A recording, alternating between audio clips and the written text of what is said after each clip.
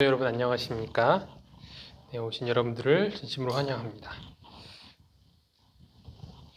생후 11개월 된 영아의 몸을 누르는 등 학대에 숨지게 한 혐의를 받고 있다는 기사 내용입니다. 김 씨는 지난 18일 서울 강서구 화곡동의 한 어린이집에서 생후 11개월 된 원생 A군을 재우는 과정에서 몸을 누르는 등 학대해 숨지게 한 혐의를 받았다고 합니다. 당시 어린이집 내부 폐쇄회로 CCTV에서는 김 씨가 이날 낮 12시 정도에 아이를 엎드리게 한 채 이불을 씌운 상태에서 온몸으로 올라타 누르는 장면 등이 찍혔습니다. 김 씨는 경찰 조사에서 아기가 잠을 자지 않아 억지로 잠을 자기 위해 그랬다고 진술한 것으로 알려졌습니다. 변호사는 미필적 고의가 있었는지 반드시 검토해야 한다며 이 살인의 고의가 인정되면 살인죄가 된다고 지적하였습니다. 아동학대치사죄와 살인죄의 차이점은 아동학대치사죄는 사람을 사망하게 하려는 고의는 없다라는 것이죠. 학대까지 했는데 그 결과 사망한 경우라고 설명하면서 이렇게 말했다고 합니다. 여기서 등장하는 단어가 있습니다. 그것은 바로 미필적 고의입니다. 범죄 사실이 발생할 가능성을 인식한 상태에서 이를 인정하고 용납한 고의라고 합니다. 형법 제13조에 보면 죄의 성립 요소인 사실을 인식하지 못하는 행위는 처벌하지 아니한다라고 명시되어 있습니다. 쉽게 이야기하면 일부러 죽인 것이 아니라면 용서해 주겠다라는 뜻입니다. 어려운 말이지만 충분히 납득이 갈 수 있는 것이죠. 우리 기사 내용은 절대로 이해할 수 없는 것이지만 그와 관련된 이 미필적 고의라는 단어와 또 이 형법 제13조에서 나오는 이 고의가 없는 살인죄에 대해서는 그 살인죄로 처벌하지 아니한다라는 내용입니다. 성경에도 이것과 관련된 제도가 진작부터 있었습니다. 여호수아 20장 1절부터 3절을 보면 바로 도피성 이야기가 나오죠. 여호와께서 여호수아에게 말씀하여 이르시되 이스라엘 자손에게 말하여 이르기를 내가 모세를 통하여 너희에게 말한 도피성들을 너희를 위하여 정하여 부지 중에 실수로 사람을 죽인 자를 그리로 도망하게 하라. 이는 너희를 위해 피의 보복자를 피할 곳이니라. 네, 오늘은 이 도피성과 관련된 이야기들을 함께 또 공부해 보도록 하겠습니다. 2절에 보면 알 수 있듯이 이 도피성은 이미 모세를 통하여서 말씀하신 제도였습니다. 민수기 35장과 신명기 19장에 이 도피성에 관한 이야기가 자세히 기록이 되어 있습니다. 이것은 그들이 요단강을 건너서 가나안 땅으로 들어가게 되면 이 도피성을 지으라고 말씀하셨던 것이죠. 이 도피성 제도는 본문 3절에 나와 있는 것처럼 부지 중에 실수로 사람을 죽인 자를 위해서 만든 곳이었습니다. 부지 중에 살해했다는 것은 고의로 죽이지 않았다라는 뜻입니다. 그래서 그 누구도 이곳으로 들어온 살인자를 함부로 손댈 수가 없는 그런 곳이 바로 도피성이었습니다.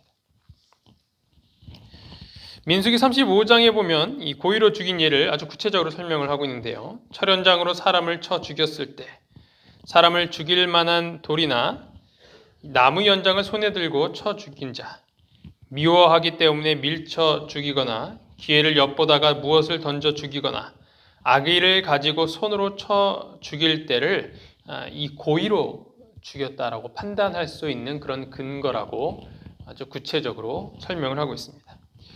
반대로 부지 중에 죽인 예를 이렇게 설명을 하고 있는데요. 악의가 없이 우연히 사람을 밀치거나 기회를 엿보지 않고 무엇을 던졌을 때 보지 못하고 사람을 죽일 만한 돌을 던져서 죽였을 때 이때에도 이러한 일들이 빈번했기 때문에 아주 구체적으로 그것을 이렇게 구분해 놓고 있는 것을 확인을 할 수 있습니다. 지금에 우리가 뭐 CCTV도 있고 뭐 여러 가지 증거 자료들을 과학적인 수사로 알아낼 수 있는 방법들이 있지만 이때 당시에서도 아주 합리적인 그런 조건들을 붙여서 그것을 구분했다는 것을 우리는 확인을 할 수 있습니다.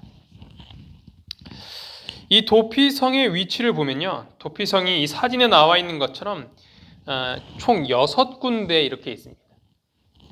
그런데 이 각 성은 이 도피성의 위치를 보시면 아시겠지만 아주 근접하게 되어 있죠. 다 30km 이내로 설정을 해놔서 하루면 다다를 수 있도록 열심히 뛰어가면 이렇게 갈 수 있는 그러한 거리로 이렇게 위치를 시켜놓은 것을 볼 수 있습니다. 그리고 눈에 잘 띌 수 있도록 커다란 간판을 곳곳에 설치하고 그 길도 아주 잘 닦아 놓았다고 합니다. 가다가 뭐 어디 돌부리에 걸려서 넘어졌다가 이렇게 잡히면 안 되니까요. 아주 참 계획적으로 잘 해놓은 그러한 제도라고 할 수 있는 것이죠. 그런데 이 도피성이 위치하였던 지역의 이름의 어원의 뜻을 보면 참 재미있는 것을 발견하게 됩니다. 이것들은 이 뜻을 보면 우리의 피난처 대신, 우리의 도피성 대신 예수 그리스도를 떠오르게 하기 때문입니다. 먼저 가데스는 거룩하다라는 뜻이죠. 우리를 거룩하게 하여 주시는 예수님과 연관되어 있는 단어입니다. 세겜, 어깨에 짐을 지다. 십자가를 어깨에 지고 죄의 짐을 얹고 가시던 예수님의 모습을 상상할 수 있습니다. 헤브론, 친구. 예수님께서는 너희가 나의 명한대로 행하면 곧 나의 친구다 라고 요한복음 15장 14절에서 말씀하셨습니다. 곤란, 기뻐하다. 예수 그리스도를 만나고 또 그분의 구속으로 말미암아 우리가 한없이 기쁨을 누리는 삶을 설명하고 있습니다. 라못, 높이다, 영광스럽게 하다. 보잘것없는 죄인을 의인으로 높이시고 하나님 앞에서 영광스럽게 변화하신 예수님의 모습을 떠오르게 합니다. 마지막으로 베셀, 요새, 금이나 값진 보석입니다. 예수님은 나의 요새이시며 그의 죽으심으로 말미암아 보잘것없는 내가 보석과 같은 존재가 되고 또한 그것을 통하여서 어떤 세상의 값진 보석보다 훨씬 귀하신 예수님의 모습을 볼 수 있는 것입니다. 그러면 우리가 이 도피성이 왜 필요했는지에 관하여서 좀 다시 한번 생각을 해봐야 됩니다. 도피성은 말 그대로 부지 중에 사람을 죽인 자를 구하기 위하여서 만든 제도다라고 말씀을 드렸는데요. 하나님은 생명을 매우 중요하게 여기시는 분이시죠. 그래서 부지 중에 살해한 사람의 생명을 구하기 위하여서 이 제도를 만드신 것입니다. 여기서 한 가지 질문이 생기는데, 그럼 왜 부지 중에 사람을 죽인 그 사람이 죽임을 당해야 했는가라는 것입니다. 우리나라 요즘 뭐 살인한다고 바로 사형하지 않죠, 그렇죠? 사형제도가 이제 안 한 지 꽤 오래되었고, 그리고 여기에 대해서 찬반 논란이 많이 있기 때문에 또 이제 한편에서는 바로 죽여야 된다라는 사람도 있고, 한편에서는 그런 어떤 인권까지 이렇게 이야기하면서 보호해야 한다라는 그런 내용들이 많이 있습니다. 그런데 이때 당시에도 그 사람을 죽인 살인을 행한 사람을 죽여야 된다라는 이것이 하나님의 명령이었다라는 것이죠. 살해한 자는 죽임을 당해야 했습니다. 창세기 9장 6절을 보면 다른 사람의 피를 흘리면 그 사람의 피도 흘릴 것이니 이는 하나님이 자기 형상대로 사람을 지으셨습니다. 출애굽기 21장 12절에도 보면 사람을 쳐 죽인 자는 반드시 죽일 것이나, 그리고 출애굽기 21장 23절부터 25절을 보면 그러나 다른 해가 있으면 값되 생명은 생명으로, 눈은 눈으로, 이는 이로, 손은 손으로, 발은 발로, 된 것은 된 것으로 상하게 한 것은 상함으로 때린 것은 때림으로 갚을지니라. 참 무서운 말씀 아닙니까? 그렇죠? 아니, 뭐 하나님이 내가 알던 하나님의 모습이 아닌데 한 대 쳤으면 너도 한 대 치라는 거예요. 때려 죽였으면 너도 때려 죽이라는 거죠. 왜 하나님이 이런 말씀을 하셨을까? 여기까지 보면은 우리 하나님이 참 무서운 분이시다라고 생각을 해볼 수 있는 것입니다. 그래서 이런 말씀을 안 하셨더라면 도피성을 만들 여지도 줄 필요도 없었을 거예요. 그렇죠? 네. 왜냐하면 그 사람을 죽였다고 해서 함부로 죽일 수 없게 했더라면 도피성이 필요 없다라는 것이죠. 사람을 죽였을 때 거기에 합당한 죄가를 받을 수 있도록 여유를 갖고 기다리고 사건의 진상을 파악했더라면 부지 중에 지은 죄를 지은 사람마저도 그 피해를 받을 일이 없었을 것입니다. 그리고 멀리 도망가지 않아도 될 것이었습니다. 그러나 우리가 이런 명령을 통하여서 먼저 우리가 기억해야 할 것은, 가장 먼저 전제해야 할 것은 무엇이냐? 하나님은 그만큼 살인을 싫어하신다라는 것이죠. 얘 한 대 때리면 너도 한 대 때릴 거야. 이거 말은 무슨 말이에요? 내가 널 때리겠다는 얘기가 아니라 얘 때리지 말란 얘기죠. 그렇죠? 쟤 죽이면 너도 죽여도 돼. 이 이야기는 서로 죽이지 말란 얘기죠. 서로 죽이라는 얘기가 아니라 하나님은 살인을 싫어하시기 때문에, 나의 사랑하는 자녀이기 때문에, 심지어는 이 악인들까지도 사랑하시는 하나님이시기 때문에 그분의 그런 깊은 마음을 먼저 헤아려야 합니다. 사람을 죽이면 이 법을 적용하여 그 자리에서 죽이기도 하였지만 그것을 통하여 경각심을 일깨워서 살인을 하면 안 되겠구나라는 그런 마음을 알려주기 위함이었던 것입니다. 사람을 죽이는 것을 막기 위하여서 이 법이 생긴 것이지 사람을 죽이기 위하여서 이것이 만들어지지 않았다라는 것을 우리는 먼저 기억을 해야 할 것입니다. 그리고 또한 알아야 될 것이 무엇이냐면, 이런 법이 당시 이 고대 근동 사회에서 일반적으로 통용되던 그런 법이었다라는 것입니다. 상식적인 법이었어요. 그때의 법은 매우 엄격하였고 이것을 통하여서 추가적인 보복이 일어나지 않도록 하는 것이 컸습니다. 왜냐하면 뭐 이렇게 한 대 쳤으면 어떻게 해요? 상대방이 막 두 대 치고 세 대 치고 막 이러다가 서로 막 싸우고 죽이고 막 이런 일들이 일어났다는 거죠. 그래서 깔끔하게 너 1을 했으면 나도 1 이렇게 해서 끝내자는 거예요. 한 사람을 죽였으면 그 사람만 죽이고 끝내자는 거예요. 그렇지 않게 되면 그 가족까지도 몰살시켜 죽일 수도 있고 마을까지 완전 초토화를 시킬 수 있었기 때문에 더 큰 살인을 방지하기 위하여서 이런 법이 그때 당시에 일반적으로 있었다고 합니다. 따라서 하나님의 법도 그와 맞춰서 그 상식적인 범위 내에서 그것이 이루어졌다라는 것을 우리가 또한 생각을 해봐야 한다는 것입니다. 이스라엘 백성들도 오랫동안 타국에서 노예 생활을 하였기 때문에 이런 모습에 영향을 받았을 것이고 또한 이러한 법에 익숙해져 있었을 것입니다. 그래서 하나님께서는 이러한 배경 때문에 이러한 법을 만드신 것이지 하나님이 밑도 끝도 없이 야 너 똑같이 갚아 자비 없어 안 그래도 되는데 아니야 무조건 해야 돼 이런 게 아니라 더 큰 살인을 방지하기 위하여서 이러한 법을 만드신 것입니다. 바리새인들이 예수님께 이혼 증서에 대한 질문과 그런 대답을 보면 이러한 것을 볼 수 있어요. 원래는 그렇게 하는 것이 하나님의 의도는 아니었지만 사람이 워낙 악하니까 그것을 방지하기 위해서 그랬다는 것이죠. 왜 모세는 이혼 증서를 써주어 내어버리라고 했느냐라는 질문이었습니다. 그때 예수님께서 뭐라고 얘기하시냐면 이렇게 말씀하십니다. 예수께서 이르시되 모세가 너희 마음의 완악함 때문에 아내 버림을 허락하였거니와 본래는 그렇지 아니하니라.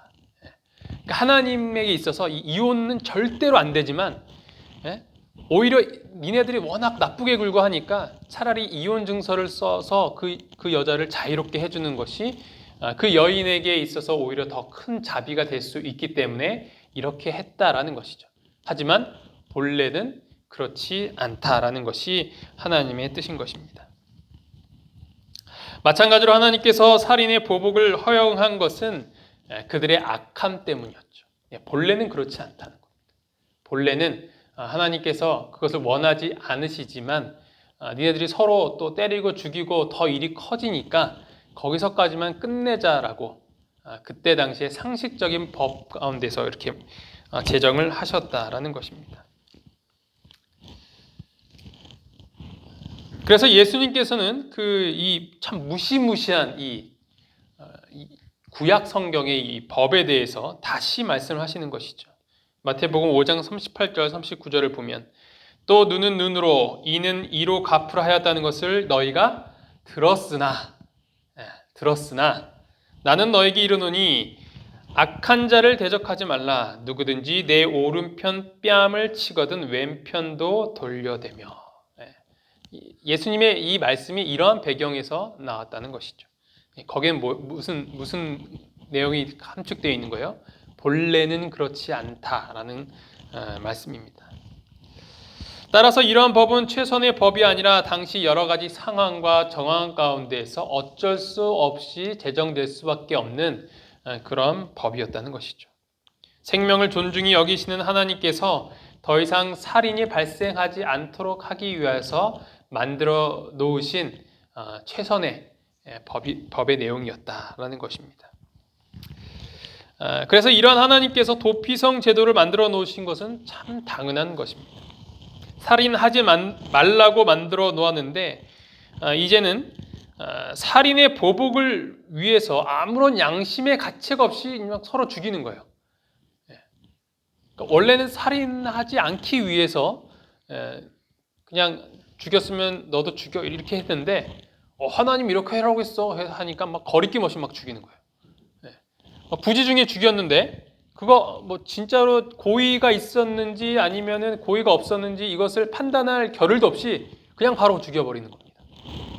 이러니까 어떻게 하신 거예요? 바로 이 도피성 제도를 만들어 놓으신 것입니다.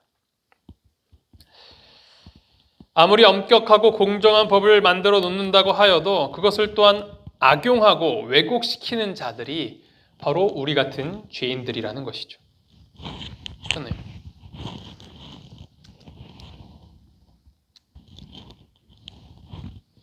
하나님께서는 이 모든 것을 알고 계셨고 그래서 이렇게 도피성 제도를 통하여서 억울한 자들을 구원하시기 위한 그런 계획을 갖고 계셨던 것입니다.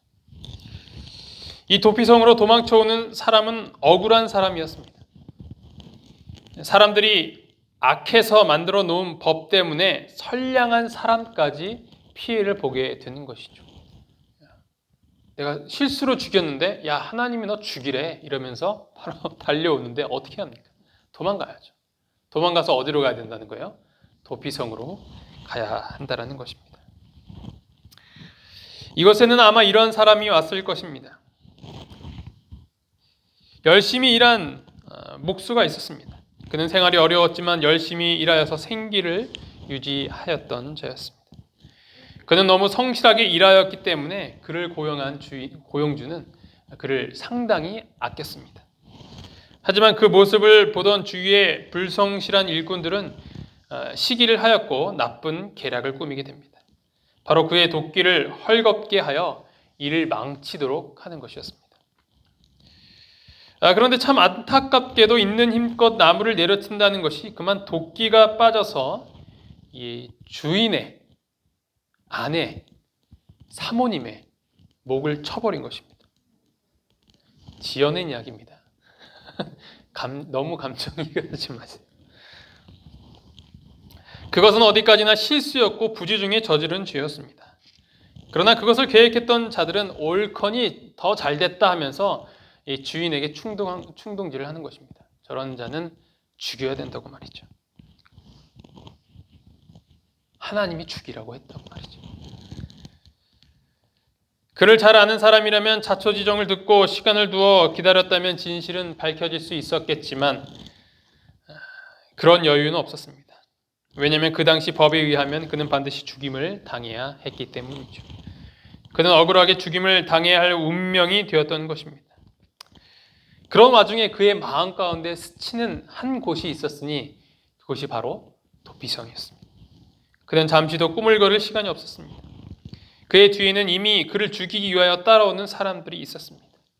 그가 지금까지 열심히 일하면서 쌓아왔던 그 수많은 재산들과 돈, 가족들, 그 모든 것들을 뒤로 하고 그는 앞만 보고 달려야 했습니다. 바로 도피성의 그 이정표를 보고 그것 하나만 보고 그곳으로 달려가야 했습니다. 그는 그곳에 다다를 수 있었고 그의 사정을 잠시 이야기한 후에 그 성 안으로 들어갈 수 있었습니다. 그러므로 도피성은 이 억울한 자를 위하여서 존재하는 곳이었습니다. 피해자를 위하여서 존재하는 곳, 이것이 바로 도피성인 것입니다. 이 도피성은 우리의 피난처 되신 예수 그리스도를 상징합니다. 우리를 위해 계신 것입니다. 그 도피성으로 달려가야 하는 우리도 어떤 사람들이에요? 우리도 억울한 사람들, 우리도 피해자예요. 왜 우리가 억울할까요? 왜냐하면 우리가 죄인이기 때문이죠. 우리가 죄를 지었기 때문에 죄인입니까? 성경에서는 그렇게 이야기하지 않고 있습니다. 누구 때문에 죄인이에요? 아담 때문에, 한 사람 때문에 우리가 죄인이 되었다고 설명을 하고 있습니다. 그러므로 한 사람으로 말미암아 죄가 세상에 들어오고 죄로 말미암아 사망이 들어왔나니 이와 같이 모든 사람이 죄를 지었으므로 사망이 모든 사람에게 이르렀느니라. 한 사람의 범죄로 말미암아 사망이 그 한 사람을 통하여 왕노릇하였은지. 우리 최초의 아버지가 죄를 지어서 우리 모두가 죄인이 되었다라는 것입니다. 그 죄인의 시이기 때문에 다 모두가 죄인이 되었다라는 것이죠. 억울하지 않습니까? 내가 아무리 선량하게 살려고 해도 이미 나는 죄인으로 태어나게 되는 것입니다. 내가 선악과를 따먹은 것도 아닌데 왜 그 사람의 죄를 우리가 그렇게 뒤집어 써야 하냐라는 것이죠. 아담도 사실은 할 말 많죠, 그렇죠? 또 이런 말 하면 안 되죠. 여자가 여자가 이렇게 그 여자도 할 말 많죠. 뱀 때문에 저렇게 됐다고. 저게 아주 그냥 거짓말을 해 먹어가지고 내가 거기 쏙 홀려가지고 뭔 정신을 먹었는지 나도 기억이 잘 안 난다고. 다 억울합니다. 우리 모두는 억울한 사람들이고 그런 우리는 어디로 가야 된다는 거예요? 도피성으로 도망가야 된다는 것입니다. 이런 억울한 우리를 위하여서 예수 그리스도가 계시다라는 것입니다. 이것이 바로 복음이며 기쁜 소식이라는 것입니다. 오늘 이 시간 우리의 도피성 되신 예수 그리스도께로 달려가서 그분 품 안에 거하는 우리 모두가 되기를 간절히 바랍니다. 그러면 이 도피성이 주는 기별은 무엇인가? 첫 번째로 묻지도 따지지 말고 도피성으로 달려가라는 것입니다. 억울한 일을 당한 이 목수가 도피성을 듣고 해야 할 일은 무엇이었습니까? 다 제쳐놓고 일단 뛰어가는 겁니다.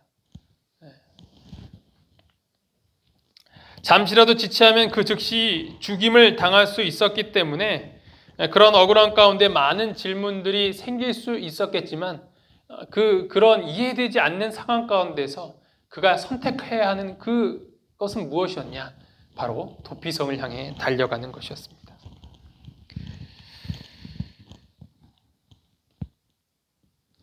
우리는 어떠한 사람입니까?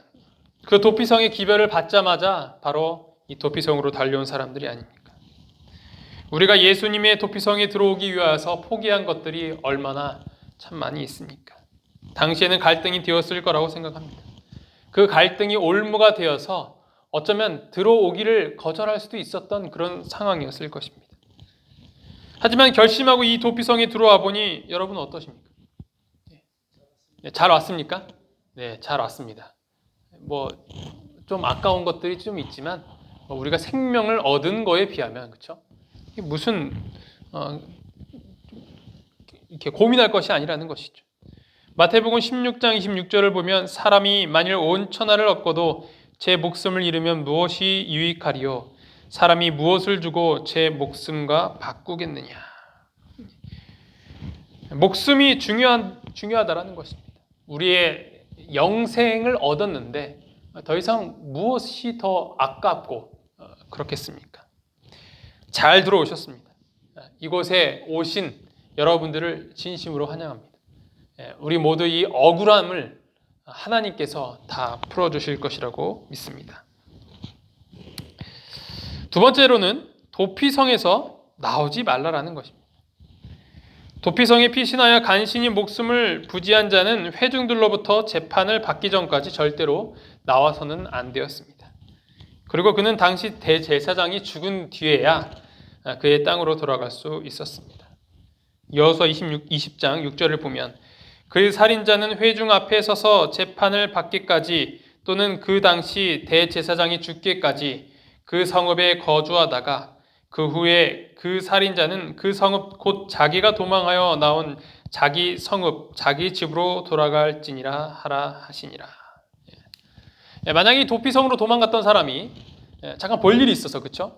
저기 수동에 농협에 좀 들릴 일이 있어서 나갔다가 저기서 기다리고 있는 대적자들이 와서 하면 어떻게 되겠어요? 그렇죠? 그거 좀 답답해서 나갔다가 죽임을 당하면 말짱 도루묵이 되는 것입니다. 우리도 항상 그리스도 안에 있어야 됩니다. 그렇다고 이것이 결코 세상에 나가지 말고 은둔 생활을 하라는 것은 아닙니다.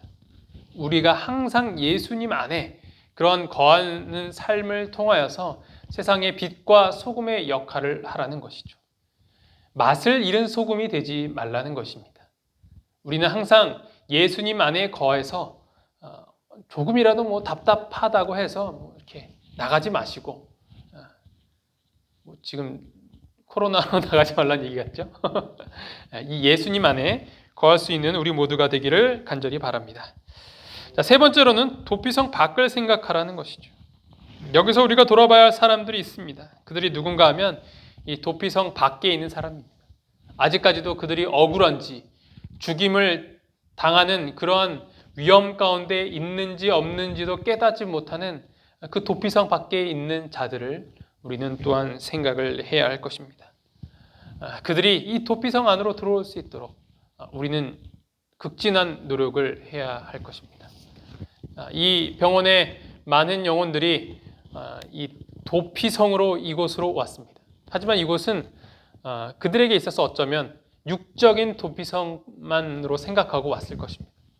그러나 내 이 생에서의 지금 이 현생에서의 목숨만을 부지하기 위해서 들어왔는데 무엇을 또한 발견을 해야 되는 거예요? 영생을 위한 도피성이었다는 것을 발견해야 하는 것입니다. 이곳에서도 오셔서 그 도피성을 발견하시고 하나님을 믿은 사람들이 얼마나 많이 있습니까? 그리고 새 삶을 사신 분이 얼마나 많이 있습니까? 우리 모두가 이 도피성 밖에 있는 그 사람들을 생각하며 영혼들을 바라보며 그들이 이 도피성 안으로 들어올 수 있도록 최선을 다하여 노력하며 기도할 수 있는 우리 모두가 되기를 간절히 바랍니다. 오늘은 도피성을 통하여서 우리가 얻을 수 있는 교훈에 대하여서 살펴보았습니다. 도피성은 하나님께서 모세를 통하여 명령하신 제도였습니다. 여호수아 시대에 가나안 땅에 들어가게 되면서 그것이 건축되었습니다. 도피성은 부지 중에 사람을 죽인 억울한 자를 보호하기 위하여서 만든 제도였습니다. 이 도피성은 예수님을 상징하며 억울하게 죄인된 우리를 위한 예수 그리스도를 상징합니다. 이 도피성의 세 가지 기별은 첫 번째, 도피성으로 달려가라. 두 번째, 도피성에서 나오지 말라. 세 번째, 도피성 밖에 있는 우리 수많은 영혼들을 생각하라. 도피성 대신 예수님으로 말미암아 구원받은 이 놀라운 은혜를 감사하며 또한 우리가 알고 있는 이 복음을 수많은 영혼들에게 전파할 수 있는 우리 모두가 되기를 간절히 바라면서 말씀을 마치도록 하겠습니다. 기도하시겠습니다. 하늘에 계신 하나님 아버지, 오늘 저희가 도피성의 기별을 묵상할 수 있도록 도와주심에 참으로 감사합니다. 저희로 하여금 이 도피성을 알게 하여 주시고 이 도피성으로 들어오게 하여 주신 주님의 은혜를 생각할 때, 그리고 영생을 허락하신 주님의 사랑을 생각할 때 저희가 얼마나 감사하고 또 찬양을 드려야 할지 모르겠습니다. 아버지, 이제는 제가 이 도피성 안으로 아직도 들어오지 못한, 예수님 안에 거하지 못하는 수많은 불쌍한 영혼들을 위하여서 기도하게 하여 주시고 그들에게 복음을 전하게 하여 주시옵소서. 그리하여서 이 도피성의 수많은 영혼들이 함께하여 예수님 재림하실 때까지 함께 마음을 나누며 믿음을 나누는 주님의 공동체가 될 수 있도록 인도하여 주시옵소서. 이 모든 말씀 예수 그리스도의 이름으로 간절히 기도합니다.